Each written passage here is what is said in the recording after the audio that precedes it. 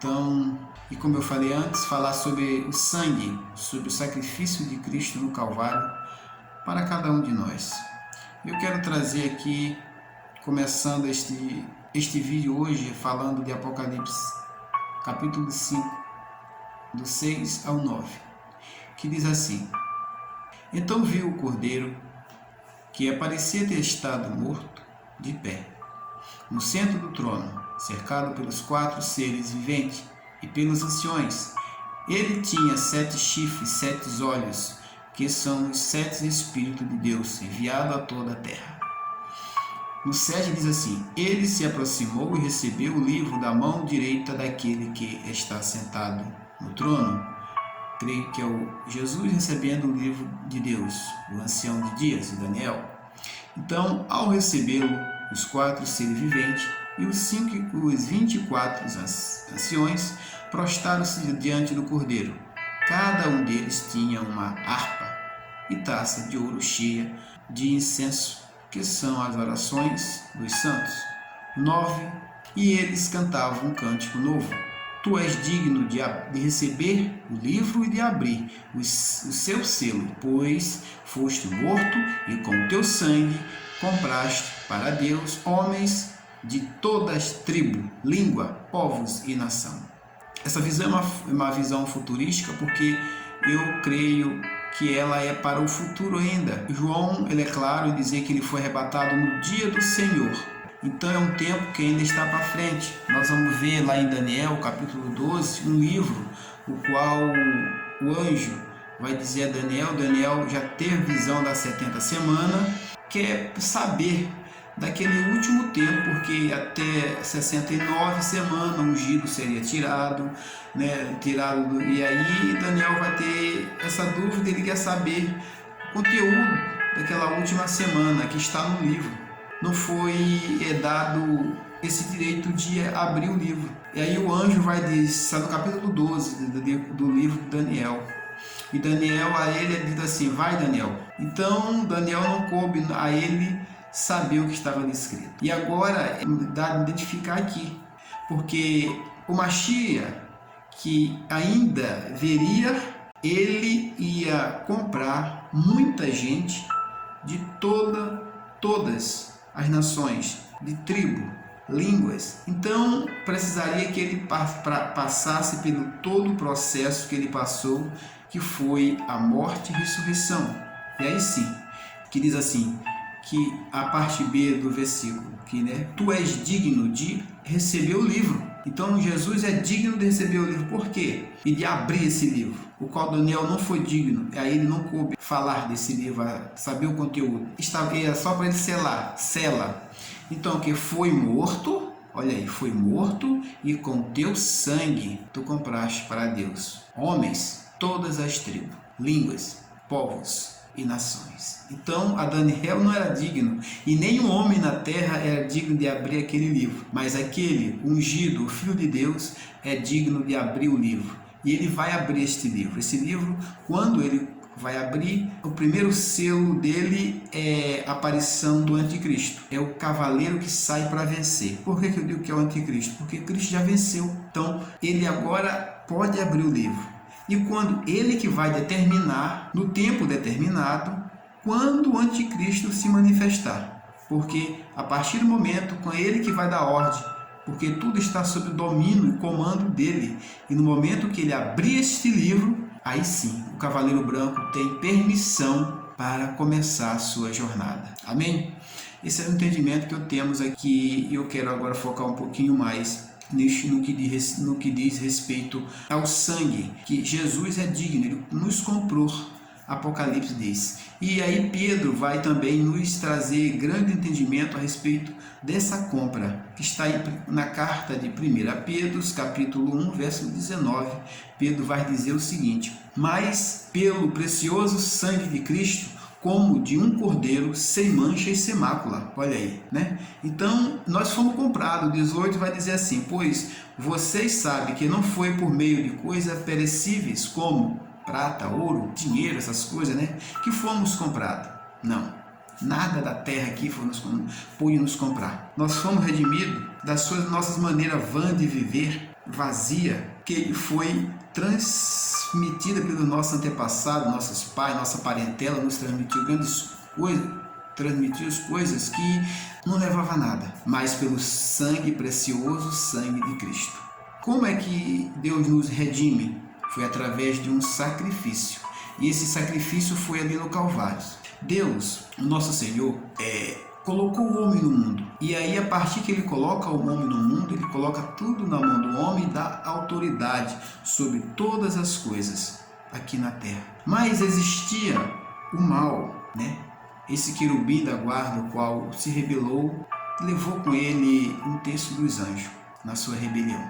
Mas o homem não conhecia essas coisas. Esse querubim, através de Eva, ele faz com que o homem peca, transgride Deus. Porque Deus tinha dado um mandamento, só um, não comer da árvore.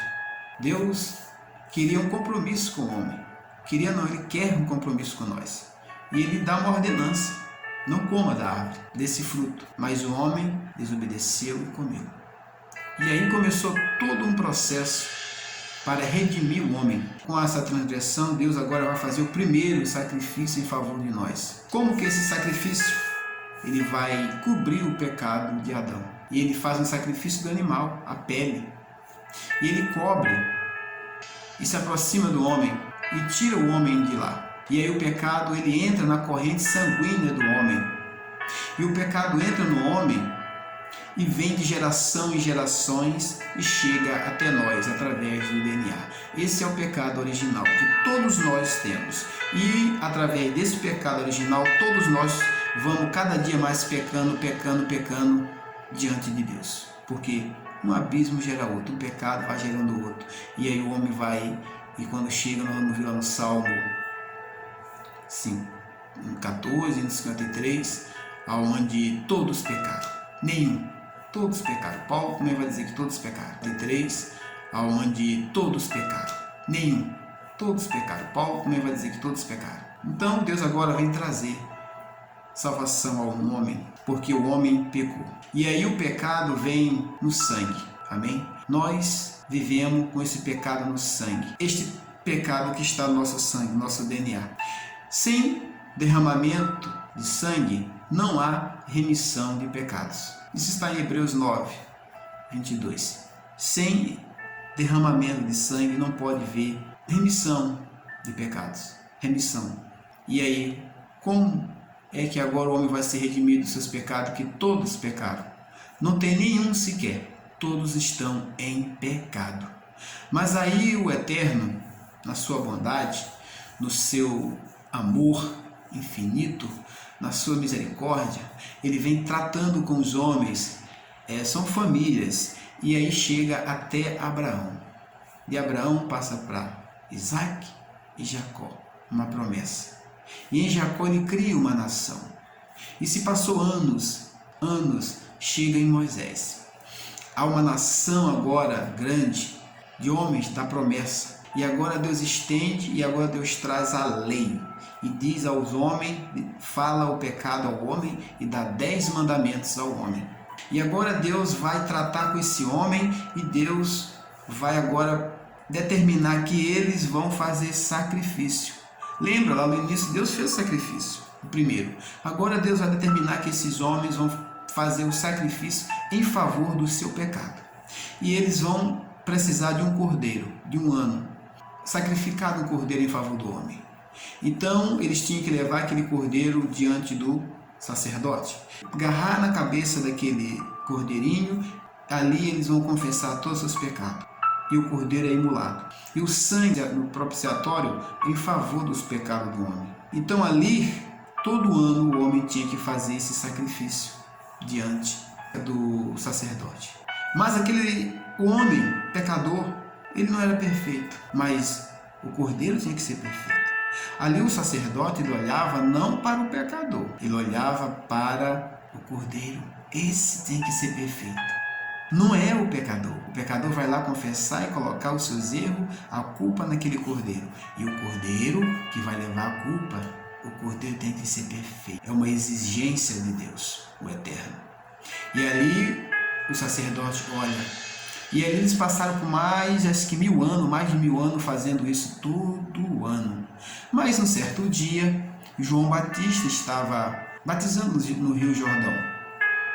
E ali apareceu um jovem, por volta de 30 anos, e João Batista teve uma revelação e diz: eis o Cordeiro de Deus que tira o pecado do mundo. Isso está em João 1,29. Então, quando João olha para aquele homem, diz: esse é o Cordeiro que tira o pecado do mundo.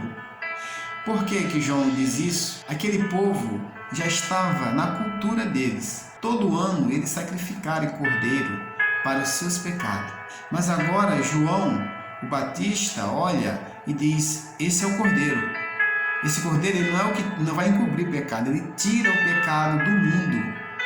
Ele vai deixar o mundo sem pecado, vai deixar o mundo livre. É Deus trabalhando para a remissão do homem que pecou lá no Jardim do Éden. Esse homem agora está vivendo no pecado nesses milhares de anos. Só podemos ter uma transformação através de Cristo. Através do derramamento que Cristo fez do seu sangue, nós vamos ter essa transformação. E aí, João que diz que Cristo é o Cordeiro, e para nós isso é muito olhar e ver assim, mas como é que isso acontece? Cordeiro? A gente fica sem saber, mas para um judeu da época, era igual você olhar para um macumbeiro e dizer assim: lá vai um macumbeiro. Na nossa cultura, todos sabem o que é macumbeiro. Se eu olhar e dizer: lá vai um jogador de futebol, todo mundo sabe o que ele faz. Era exatamente o que aconteceu com aquele povo de Israel. Eles sabiam para que serve um cordeiro. Esse sacrifício ele vai se concretizar depois de um tempo, mas o sangue e o nome de Cristo são duas armas poderosas que Deus tem nos dado para a humanidade. O nome é uma arma de ataque que Deus nos dá.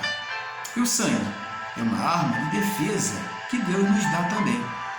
Como é que isso funciona, Mário?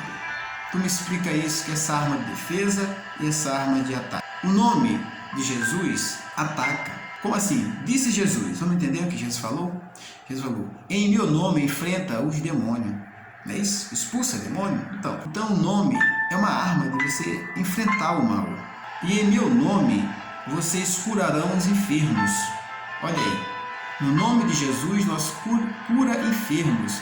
Aqueles que estão precisando de uma cura, o nome de Cristo, do Yeshua, ele cura. Outra coisa que o nome de Jesus faz.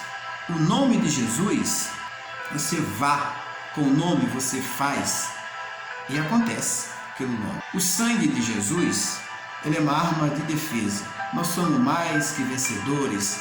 Somos perdoados pelo sangue, restaurados pelo sangue do Cordeiro de Deus. Então, nós refugiamos neste sangue do Mashiach. Amém? Outra coisa, o nome é como a espada e o sangue como escudo para a nossa defesa. Amém?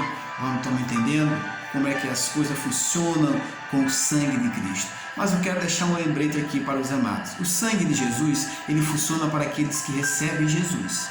O sangue de Jesus não é amuleto. O sangue de Cristo, ele não é algo que funciona se você não tem compromisso. Então, quando nós recebemos Cristo e cremos no Senhor Jesus, este sangue ele vai funcionar em nossas vidas. É o reino de Deus se manifestando. O diabo ele não tem medo de nós. Ele tem medo de Cristo. E através de Cristo, através do seu sangue, a gente enfrenta o mundo das trevas. Mas devemos estar em Cristo. Primeiro temos que recebê-lo como Senhor e Salvador das nossas vidas.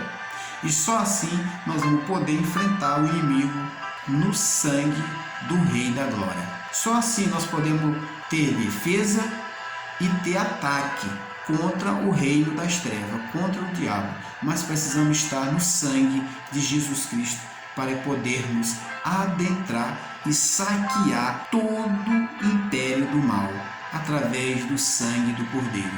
Amém?